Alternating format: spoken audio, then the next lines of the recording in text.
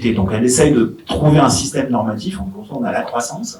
Nos indicateurs de croissance, ils sont vrais, ils sont fous, on s'en fout. Enfin bon. Voilà, ils sont plutôt consommateurs d'énergie. Et là, on a un indicateur qui dit est-ce que l'activité, elle se développe en étant moins consommatrice d'énergie. Donc la directive européenne, elle a créé ça. Elle permet des comparaisons européennes. Et elle offre un cadre pour exécuter ces objectifs de comparaison des pays. Donc on a aujourd'hui, les chiffres même récents sont un peu différents, on a dans la comptabilisation de ces économies d'énergie européennes normatives, on a un quart de ces au niveau de l'Europe qui sont liés à des systèmes de certificats blancs d'Energy Efficiency Obligation.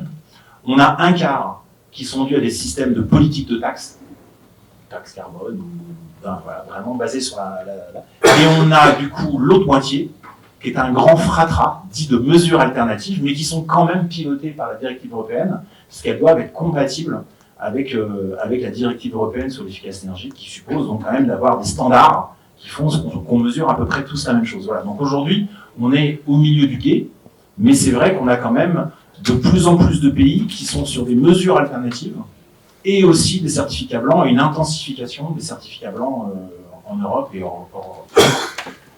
Après, la mesure d'efficacité, d'impact, si tu veux, le seul élément qu'on a, c'est dans le quantum européen d'économie d'énergie normative suivi, un quart, c'est les Energy Efficiency Obligation, un quart, c'est la taxation, dont la taxe carbone, et l'autre moitié, c'est de la formation, de l'innovation et plein de choses qui sont pilotées.